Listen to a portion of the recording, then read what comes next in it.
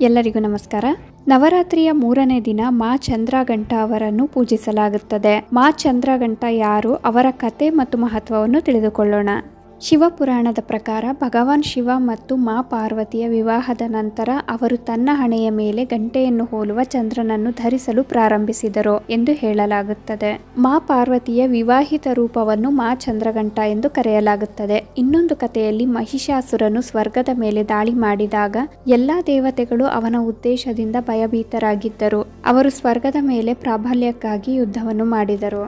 ಪ್ರತಿಕ್ರಿಯೆಯಾಗಿ ಇಂದ್ರ ಮತ್ತು ಇತರ ದೇವರುಗಳು ಮಹಿಷಾಸುರನ ಮಹತ್ವಾಕಾಂಕ್ಷೆಗಳ ಬಗ್ಗೆ ತಿಳಿಸಲು ಬ್ರಹ್ಮ, ವಿಷ್ಣು ಮತ್ತು ಮಹೇಶ್ವರರನ್ನು ಸಂಪರ್ಕಿಸಿದರು. 3 ದೇವತೆಗಳು ತುಂಬಾ ಕೋಪಗೊಂಡರು ಮತ್ತು ಅವರಿಂದ ಪ್ರಬಲವಾದ ಶಕ್ತಿಯು ಹೊರಹೊಮ್ಮಿತು. ಅದು ಮಾ ಚಂದ್ರಘಂಟ ಎಂದು ಹೆಸರಾಯಿತು. ತರುವಾಯ ಎಲ್ಲ ದೇವತೆಗಳು ಅವರಿಗೆ ತಮ್ಮ ಆಯುಧಗಳನ್ನು ದಯಪಾಲಿಸಿದರು. ಮಾ ಚಂದ್ರಘಂಟ ಮಹಿಷಾಸುರನನ್ನು ವಧಿಸಲು ಮತ್ತು ಅವರನ್ನು ಮುಕ್ತಗೊಳಿಸಲು ಅನುವು ಮಾಡಿಕೊಟ್ಟರು.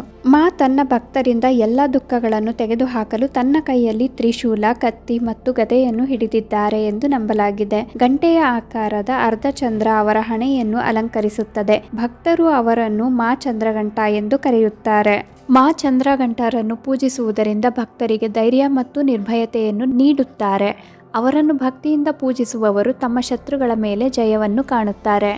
ಮಾ ಚಂದ್ರಘಂಟ ಪೂಜೆಯು ನವರಾತ್ರಿಯ 3ನೇ ದಿನದಂದು ಸಂಭವಿಸುತ್ತದೆ. ಆಕೆಯ ಪೂಜೆಯನ್ನು ಸರಿಯಾದ ವಿಧಿವಿಧಾನಗಳೊಂದಿಗೆ ನಡೆಸುವುದು ಅತ್ಯಗತ್ಯ. ಈ ಪ್ರಕ್ರಿಯೆಯು ಶುದ್ಧೀಕರಣ ಸ್ನಾನದಿಂದ ಪ್ರಾರಂಭವಾಗುತ್ತದೆ. ನಂತರ ಭಕ್ತರು ಶುದ್ಧವಾದ ಉಡುಪನ್ನು ಧರಿಸುತ್ತಾರೆ. ಮೇಲಾಗಿ ಬೂದು ಬಣ್ಣದಲ್ಲಿ ಈ ಸಂದರ್ಭಕ್ಕೆ ಮಂಗಳಕರವೆಂದು ಪರಿಗಣಿಸಲಾಗುತ್ತದೆ. ಮುಂದಿನ ಹಂತವು ದುರ್ಗಾ ಸಪ್ತಶತಿಯನ್ನು ಪಠಿಸುವುದನ್ನು ಒಳಗೊಂಡಿರುತ್ತದೆ. ಇದು ಎಲ್ಲ ಆಸೆಗಳನ್ನು ಪೂರೈಸುವ ಶಕ್ತಿಯನ್ನು ಹೊಂದಿದೆ ಎಂದು ನಂಬಲಾದ ಪ್ರಬಲವಾದ ಪವಿತ್ರ ಗ್ರಂಥವಾಗಿದೆ. ಆಚರಣೆಯನ್ನು ಪೂರ್ಣಗೊಳಿಸಲು ಮತ್ತು ದೈವಿಕ ರಕ್ಷಣೆಯನ್ನು ಪಡೆಯಲು ಭಕ್ತರು ದುರ್ಗಾ ಕವಚವನ್ನು ಪಠಿಸಲು ಸಲಹೆ ನೀಡುತ್ತಾರೆ. ಅದರ ರಕ್ಷಣಾತ್ಮಕ ಗುಣಗಳಿಗೆ ಹೆಸರುವಾಸಿಯಾದ ಪ್ರಬಲ ಸ್ತೋತ್ರ. ಪಠಿಸಬೇಕಾದ ಮಂತ್ರಗಳು: ಪಿಂಡಜ ಪ್ರವರಾರೂಢ ಚಂಡಕೋಪಾಸ್ತ್ರ ಕೈರುತ ಪ್ರಸಾದಂ ತನುತೆ ಮಹ್ಯಂ ಚಂದ್ರಘಂಟೇತಿ ವಿಶ್ರುತ. ಓಂ ದೇವಿ ಚಂದ್ರಘಂಟಾಯೈ ನಮಃ.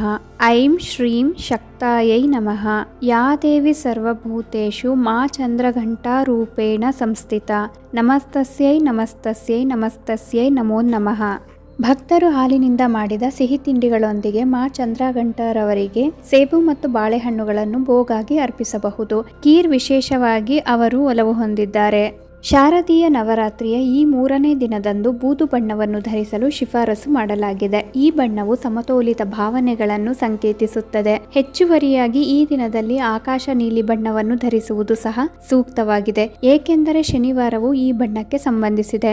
ನವರಾತ್ರಿಯ 3ನೇ ದಿನದ ದೇವತೆಯಾದ ಮಾ ಚಂದ್ರಘಂಟರವರ ಈ ಮಾಹಿತಿಯೊಂದಿಗೆ ಈ ವಿಡಿಯೋನ ಇಲ್ಲಿಗೆ ಎಂಡ್ ಮಾಡ್ತಿದ್ದೀನಿ. ಈ ಮಾಹಿತಿಗಳು ನಿಮ್ಗೆ ಇಷ್ಟ ಆದರೆ ದಯವಿಟ್ಟು ನಮ್ಮ ಚಾನಲ್ಗೆ ಸಬ್ಸ್ಕ್ರೈಬ್ ಆಗಿ, ಲೈಕ್ ಮಾಡಿ, ಶೇರ್ ಮಾಡಿ, ಹಾಗೆ ಕಮೆಂಟ್ ಮಾಡಿ.